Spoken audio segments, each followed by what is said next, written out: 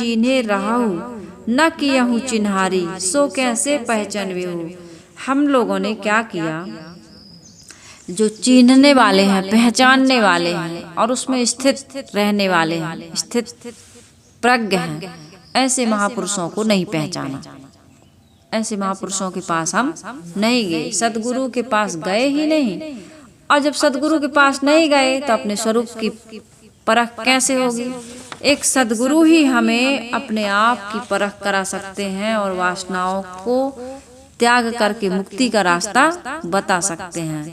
यदि वासना निवृत्ति एवं स्वरूप स्थिति का काम हमने नहीं किया तो हमारा ये जीवन निष्फल गया, असफल हो गया, सफल नहीं हुआ। स्वरूप स्थिति दीर्घकाल की आध्यात्मिक साधना का फल होता है और वासनाएं भी एकदम से नहीं त्यागी जाती हैं। धीरे धीरे धीरे धीरे, जैसे फैन चल रहा है, आप स्विच ऑफ करेंगे तो एकदम से नहीं हो जाएगा वो, और एकदम से हो गया तो मतलब वो जाम है, फिर वो घूमेगा भी नहीं एकदम से। तो इसलिए हमारा मन भी ऐसे ही है।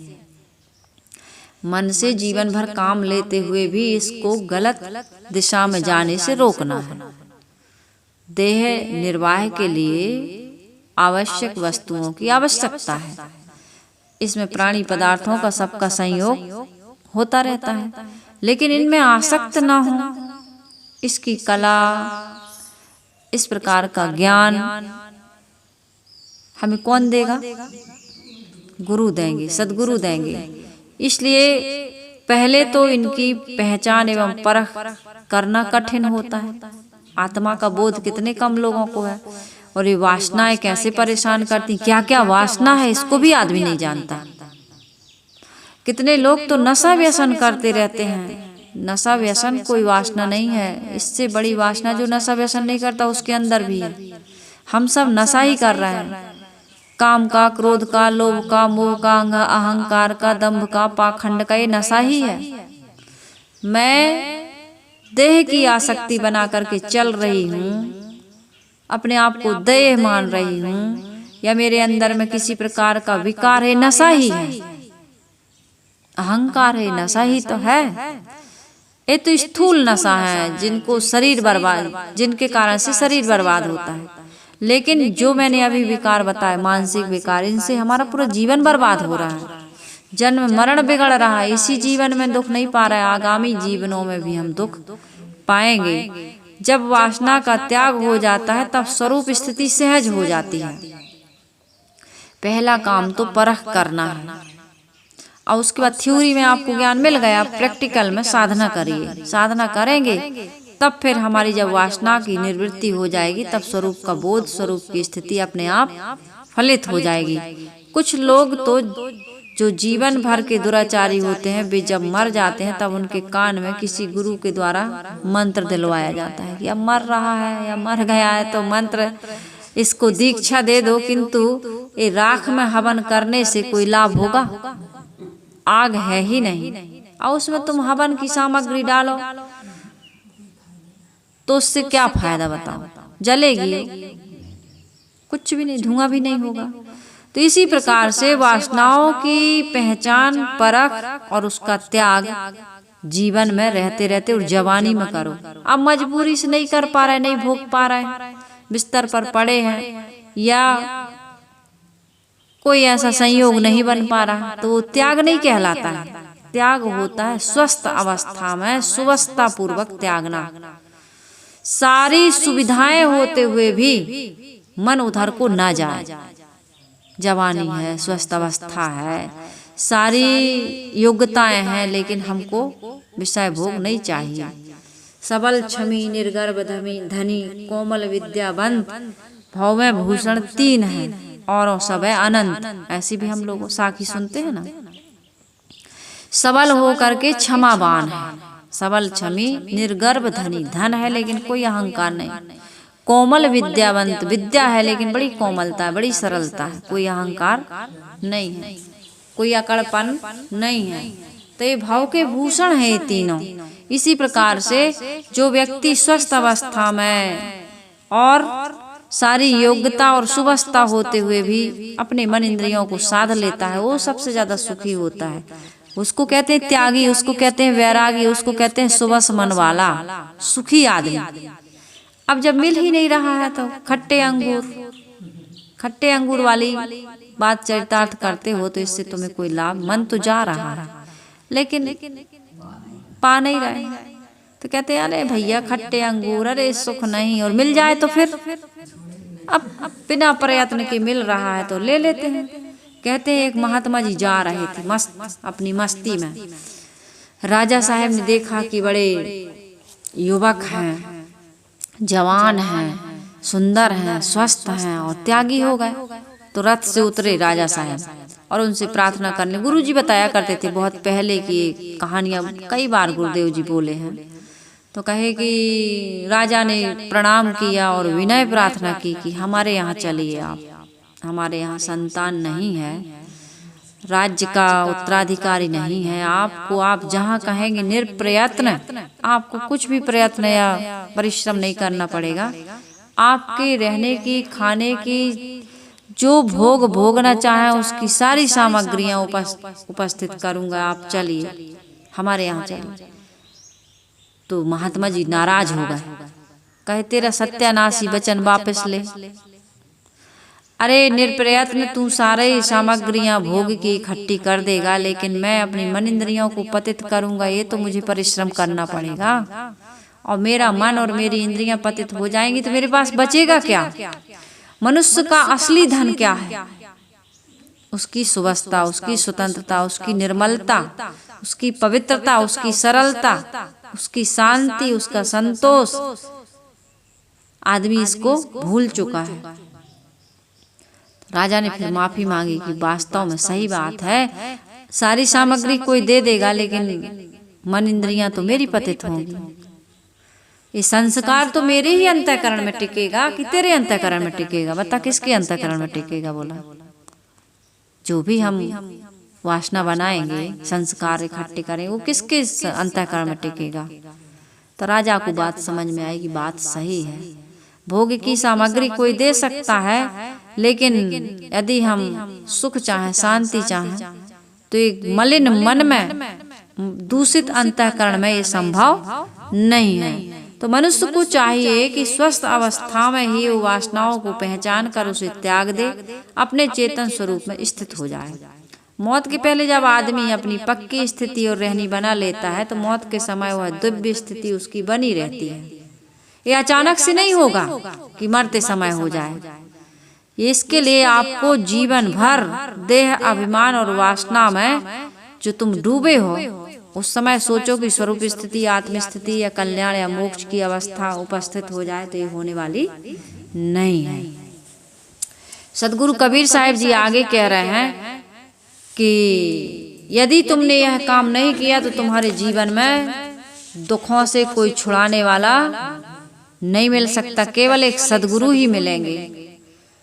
जेहि खोजत ब्रह्मा थके सुर नर मुनि और देव, कहे कबीर सुन साधवा कर सतगुरु की सेव। कबीरा कर सतगुरु की सेव। जिस मुक्ति को खोजते खोजते ब्रह्मा सुर नर मुनि देवता सब थक गए, हे संतो, सदगुरु कबीर साहिब जी कह रहे हैं कि वह उसकी प्राप्ति तो सदगुरु की सेवा करने मात्र से हो जाती है। सतगुरु मिले जो सब मिले, ना तो मिला ना कोई, माते पिता सुत बांधवा, ये तो घर घर होए कबीरा, ये तो घर घर हो। सतगुरु यदि मिल गए तो मानो सब मिल गया।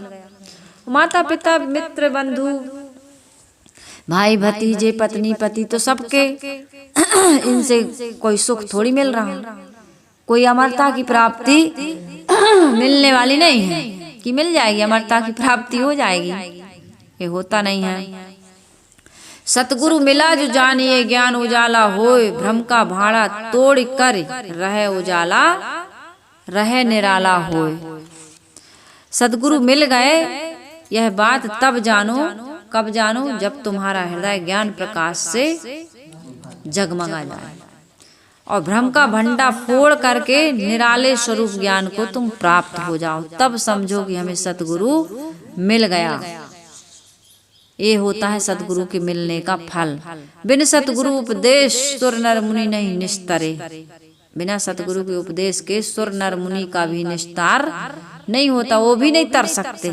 राम कृष्ण से को बड़ो तिन्हु तो गुरु कीन, और 3 लोक के बेधनी गुरु आगे अधीन। राम के गुरु थे कि नहीं थे?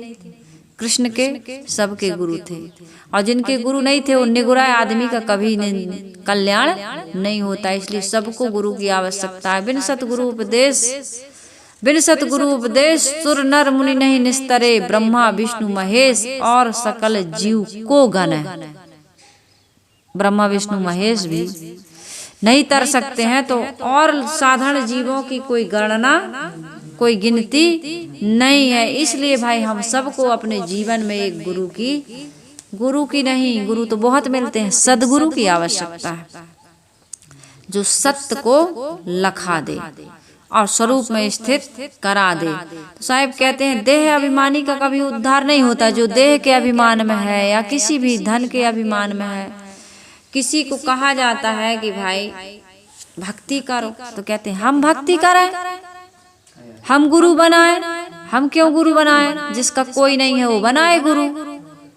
हम तो क्या है? पत्नी वाले हैं, बाल बच्चे वाले हैं, धन संपत्ति वाले हैं। हमारी तो बड़ी जिम्मेदारी है। टीकाराम की कहानी मैंने सुनाई है ना।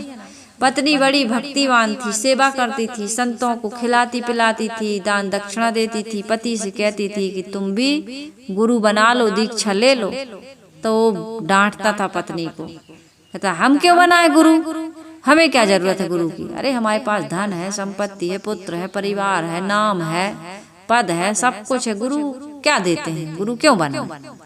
ऐसा करते करते करते कहते कहते टीकाराम ने गुरु नहीं बनाए, मर गया टीकाराम। गुरु को पता चला, गुरुजी आए, कहे भाई कब मौत हुई, क्या हुआ, सब पता चला। बच्चों ने बताया कि पिताजी तो मर गए। तो गुरुजी ने देखा कि कहाँ गया होगा टीकाराम का जीव, तो उनके घर में पाड़ा बन के आ गया था वो टीकाराम। पाड़ा से पहले क्या करते थे? खेते जोतते थे, गाड़ी में भी जोत देते थे, सामान लाता था, ले जाता था। अब तो ये ट्रैक्टर वाहन हो गए, पहले तो ये बैल और पाड़ा ही खेती का काम करते थे, माल ढुलाई का काम।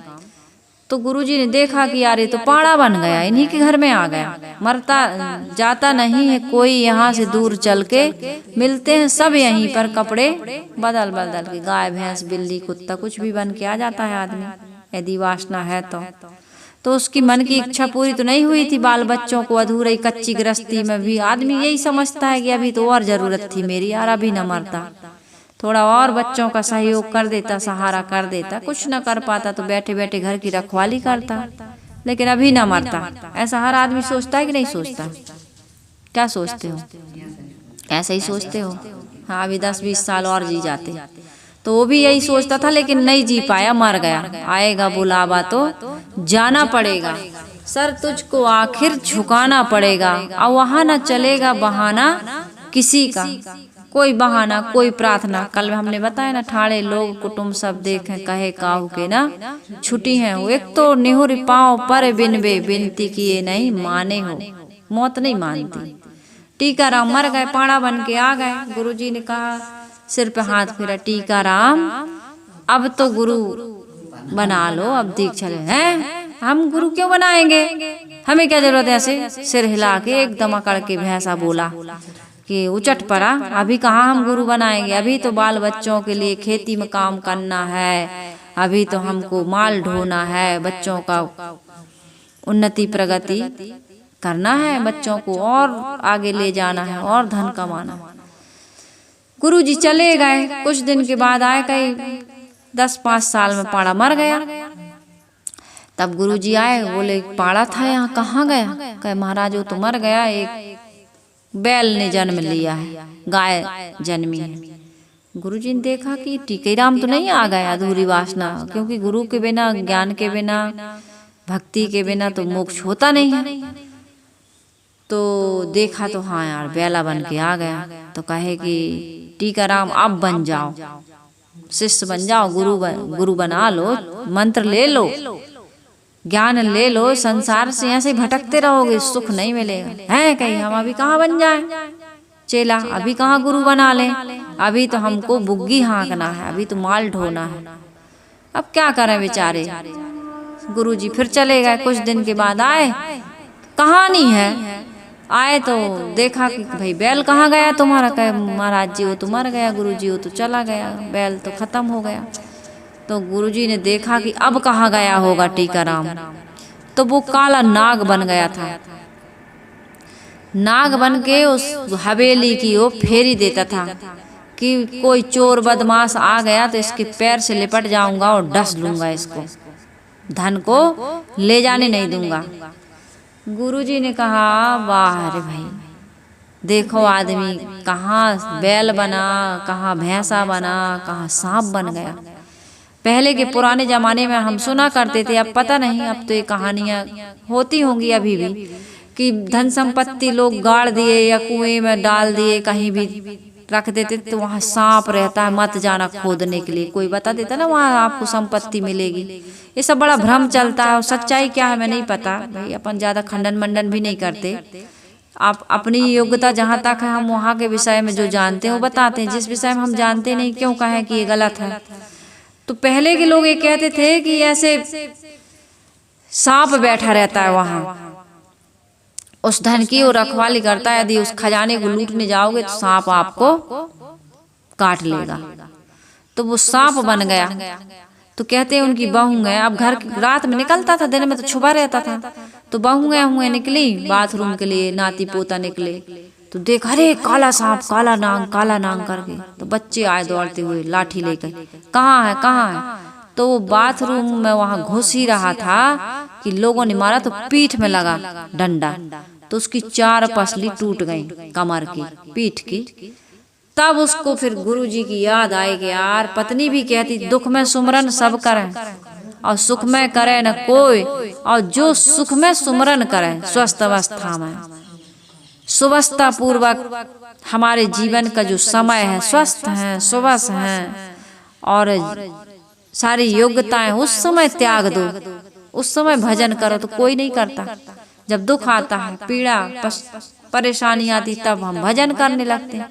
तो वो भजन कल्याण के लिए नहीं करते, वो भजन दुख की निवृत्ति के लिए करते हैं। जो अभी अभी वर्तमान में हमको दुख मिला है, छोटे छोटे, हमेशा के लिए आवागमन से मुक्ति मिल जाए, किसी योनि खाने में न जाना पड़े, ये दुख आदमी को समझ में आता ही नहीं है। ना इस दुख के बारे में वो प्रार्थना करता, ना वो इस दुख से मुक्त होने के लिए गुरु के पास जाता है। तो उस समय वो गाता है, पुकारता है कि हे गुरुदेव हमें आप दर्शन दो और ज्ञान दो। मैंने बहुत दुख पाया, मैंने बहुत दुख धन कमाया, मैंने भैंसा बन करके, बैला बन करके, सांप बन करके इनके धन को कमाया, इसकी रक्षा की, लेकिन इन्हीं लोगों ने मेरी कमर तोड़ दी। अब मुझे बचाओ भगवान, अब मुझे गुरुदेव आओ, मुझे ज्ञान दो, मुझे उपदेश दो, मेरा कल्याण करो। ऐसा है। अर्जी करो गुरुदेव अब मोहे मुख कीजे, अर्जी करो गुरुदेव अब मोहे गुरु मुख कीजो। अरे भाई अब क्या अर्जी करोगे? अर्जी करनी थी तो स्वस्थ अवस्था में करनी थी, उस समय तुम कुछ कर सकते थे। साहेब कह रहे हैं कि लीन बुलाए बात नहीं पूछे, केवट गर्भ तन बोले हो। अहंकारी जीव आत्मा को मौत अपने पास जब बुलाती है तो उससे बात तक नहीं पूछती, सीधे सीधे क्या करती है, अन्य खानियों में ले जा करके पटक देती है। जैसा जैसा तुमने बीज इकट्ठा किया है वैसे ही वैसे तो फल उगेंगे, अलग से थोड़ी उगेगा। हमारे आपके खेत में जो बीज रहते वही उगते हैं। इसी प्रकार से अंतःकरण रूपी खेत में जो वासनाएं हैं उसी के अनुसार अन्न देह मिलेंगी। तो फिर वहां पर जीव आत्मा को बुला करके सीधा अन्न खानियों में पटक दिया जाता है। भवतारक सदगुरु केवट से तो कभी हमें कोई मतलब रहा नहीं। जब उन्हें गुरुजन मिले तब उन्होंने अपने शरीर का, धन का, कई चीजों का अहंकार करके उनसे विमुख हो गए। जीवन भर अहंकार में डूबे रहे और सुपथ बताने वाले संत गुरु से विमुख केवल खुरापाती संस्कारों का जखीरा हम और आप बटोरते रहे।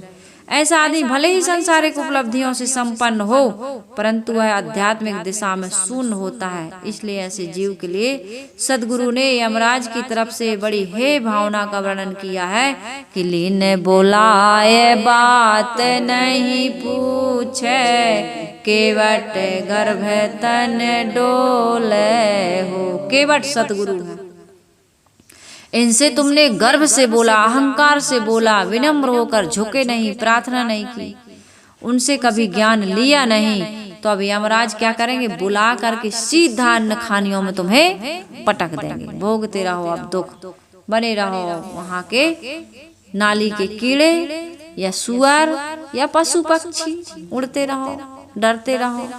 सुबह से शाम तक पेट और प्रजनन, बस इतना ही तुम कर पाओगे और कुछ भी आगे पीछे तुम कर नहीं पाओगे।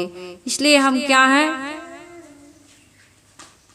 मानुष जन्म चुके हूँ अपराधी, हम अपराधी। मानव जीवन में यदि हमने सुख शांति का, कल्याण का, धर्म पुण्य का, परमार्थ का काम नहीं किया तो हमें क्या है? हम अपराधी, दंड मिलेगा। और यही अन्न खानियों में भटकना ही, इससे बड़ा दंड और क्या हो सकता है? दे धरे को दंड तो सब काहू को होए, और ज्ञानी भुगते ज्ञान से तो अज्ञानी भुगते रोए। दे धरे को दंड सबको होता है। बड़ी परवस्था होती है शरीर में, रोग लग गया, बुढ़ापा, कितने प्रकार के, कितना गिनाया जाए। बहुत दुख की खानी, तब बची हो जब राम ही जाने। यही दशा उस वासनावासी जीव की होती है जिससे अपने जीवन में कल्याण का काम पूरा नहीं किया, परंतु वह देह के अभिमान में, शरीर के अभिमान में, धन के अभिमान में डूब करके कुसंस्कारों को ग्रहण अवश्य किया, तो वो व्यक्ति कभी सुखी नहीं हो सकता है। इसलिए सदगुरु कबीर साहब जी कह रहे हैं, भाई क्या काम करो? जाकर गांठी समर कछु नाही, सोने रे धनिया होए डोले हो। जिस यात्री की गठरी में मेवे, फल, मिठाइयाँ, सत्तू वगैरह जो कुछ भी तुम्हें खाने को चाहिए। बिहार के लोग जब कहीं जाते हैं तो सत्तू लेकर के जाते हैं, और वो कभी भूखे नहीं रहते। उनके बस कटोरी में, कोई भी पात्र में, गिलास में घोला और पी गए। ऐसे तो शायद नहीं खाते होंगे, है ना? गीला किए, थोड़ा सा पानी सबका ही उपलब्ध है, सत्तू रखे हैं। तो यात्रा में वो कहीं भी जाते हैं तो सत्तू लेके जाते हैं। और लिट्टी, वो तो कुछ दिन तक, कितने दिन तक चलती लिट्टी चोखा वहां पर चलता है, और सत्तू चलता है, प्रसिद्ध चीज है वहाँ की। बड़े टेस्टी और बड़े अच्छे ढंग से वो बनाते हैं। तो लिट्टी में सब चीज रहता है, उसमें भी सत्तू रख के बनाते हैं। बाटी टाइप की होती है, उसके बीच में वो डालते हैं। तो मैं ये कह रही हूँ, खैर ये तो अलग अलग जगह का अलग अलग पकवान है। गुजरात वाले खाकड़ा थापड़ा क्या क्या ले जाते हैं, है ना? गुजरात वालों का अलग सामान होता है, एमपी वालों का अलग होता है, यूपी वालों का अलग होता है, छत्तीसगढ़ वालों का अलग होता है, मुठिया ठेठरी उनका अलग होता है, और बिहार वालों का सत्तू अत्तू होता है ना। तो कहीं जब हम जाते हैं तो कुछ ले करके यात्रा में निकलते हैं, तो ले करके जाते हैं। तो साहिब कह रहे, जाकर गांठी समर कछु नाही, सोने रे धनिया होए डोले हो। जिस यात्री की गठरी में फल नहीं है, मेवा नहीं है, खाने की कोई सामग्री नहीं, वो निर्धन होकर भटकता है। अब भूख लगी, पास में है, गांठी में है, तो कुछ खा लोगे तो तत्काल खा लोगे। जब भूख लगी, नहीं तो गैस बन जाएगी, बीपी लो हो जाएगा, परेशानी बन जाती कि नहीं बन जाती। इसलिए भाई गांठ में ले, पहले के आदमी तो यही करते थे, खा के निकलते थे, लेके चलते थे। पहले के आदमी यही करते थे। अब तो होटल पे खाते हैं, जो सब बीमारियों का कारण बन रहा है। पता नहीं कब का बना बनाया हो, तो झूठ झपट्टी चलता ही है आदमी। ताज़ा है, कुछ ताज़ा वाजा नहीं, फिर से कढ़ाई में डाल दिए, पैकेट बंद चीज़ें जितनी भी हैं वो पता नहीं कब की पैकिंग है।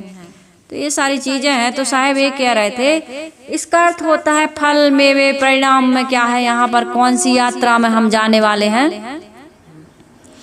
यहाँ इस यात्रा में नहीं जहाँ लौट के फिर इधर घर आ जाएंगे। अब इधर इस घर को हमेशा, जिस घर को तूने ढूंढा उस घर को अब खो करके जाना है हमको। 84 लाख मंजिल तय करके मुश्किलों से जिस घर को तूने ढूंढा उस घर को खो रहा है।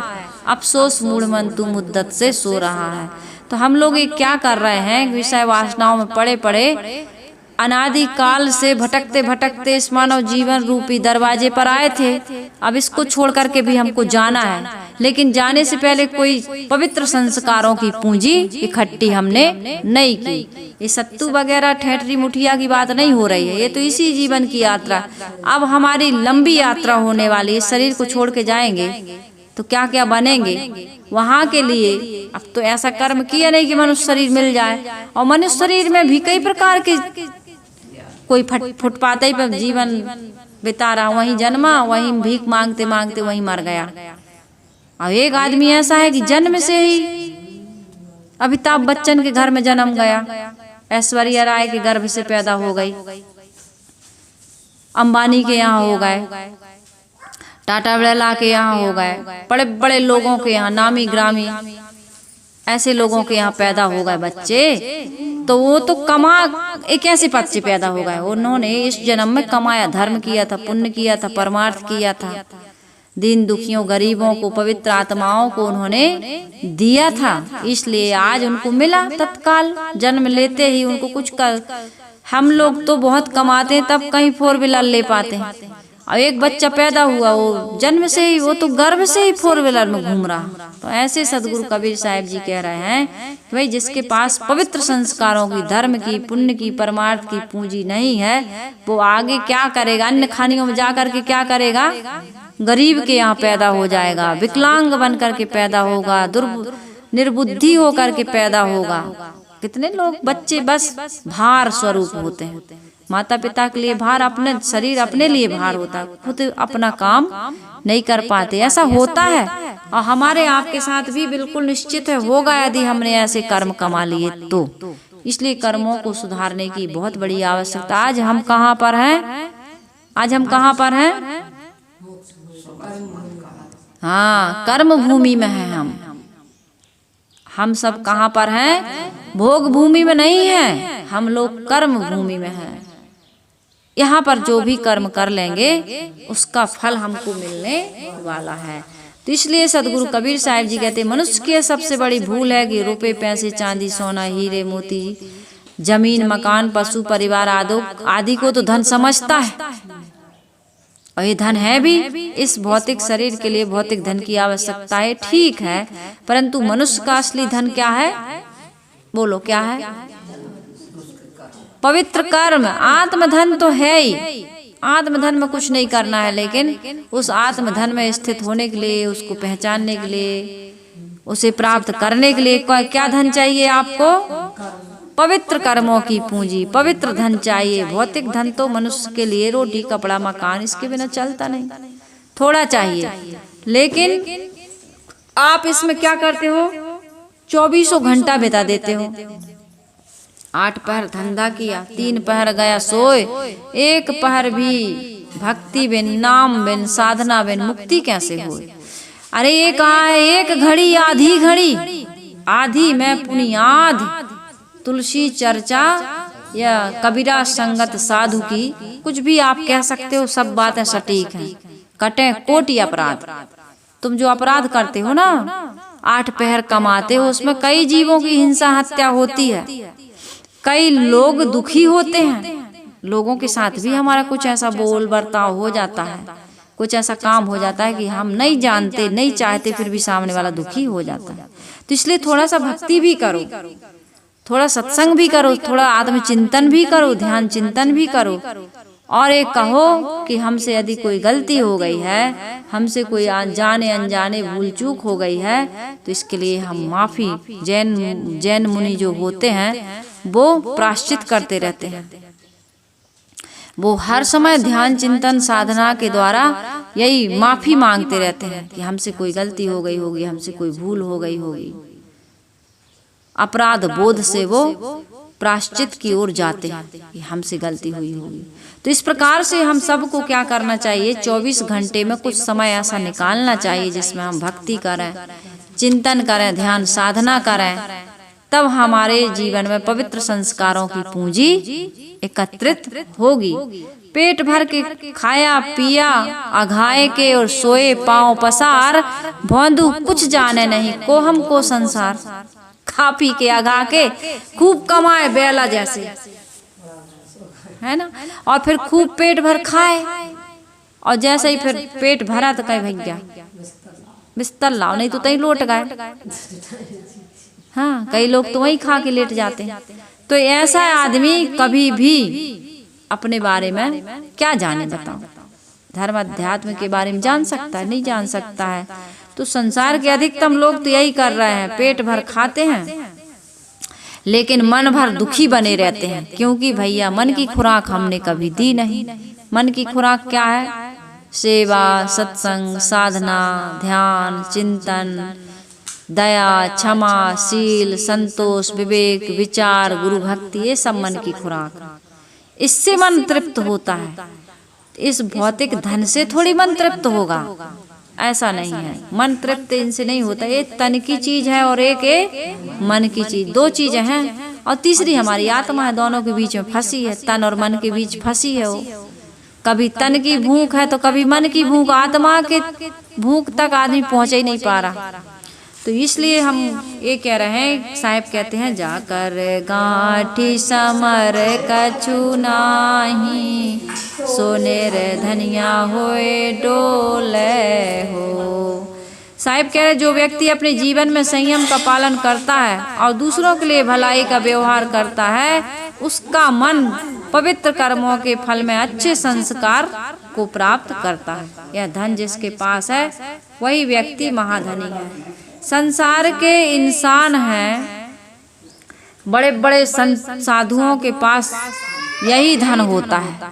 क्या धन होता है? पवित्र संस्कारों का धन। उनके पास भौतिक धन नहीं होता, लेकिन पवित्र संस्कारों का धन होता है, और सब लोग उनके पास जाते हैं कि भाई पवित्र संस्कारों का धन हमें भी चाहिए।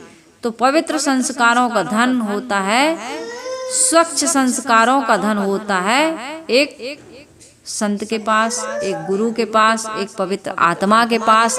और वो संत गुरु का मतलब ये नहीं कि केवल संत गुरु के पास।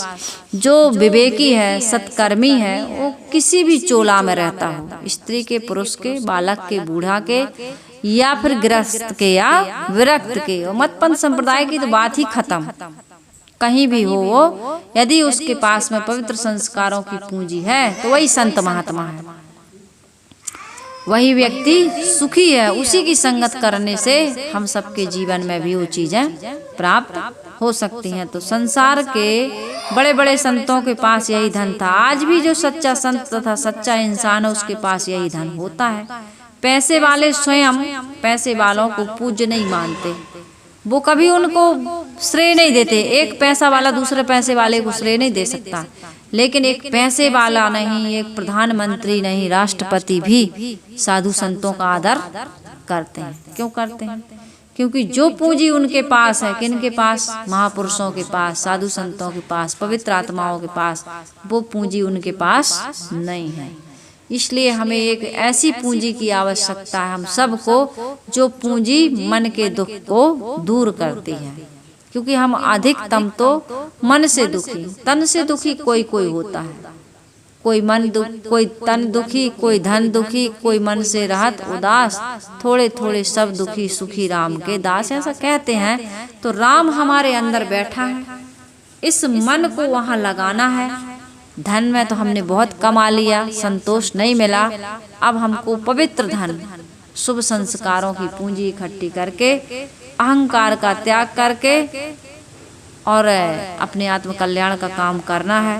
यही हमारा सबका परम उद्देश्य और परम कर्तव्य है। धनी निर्धन, विद्वान अविद्वान, राजा प्रजा, गुणी अवगुणी, सब इसलिए अभाव की अनुभूति में मन ही मन जल रहे हैं क्योंकि उनके पास पवित्र संस्कारों की पूंजी नहीं है। तो हम सबको पवित्र संस्कारों की पूंजी की आवश्यकता है और हम सब इस जीवन में पवित्र संस्कारों की पूंजी एकत्रित करने के लिए ही यहाँ इस मानव जीवन में कर्म भूमिका में आए हुए हैं। और जो व्यक्ति इस पवित्र संस्कारों की पूंजी के महत्व को समझता है, थोड़ा बहुत उसको इसका टेस्ट मिल गया है, वानगी मिल गई है, वो व्यक्ति कभी भी अपने संस्कारों को बिगाड़ेगा नहीं। तो हम सबके संस्कार सुंदर बने, हम सबका जीवन सुखी हो, सफल हो। इन्हीं शुभकामनाओं के साथ मैं अपनी वाणी को विराम दे रही हूँ।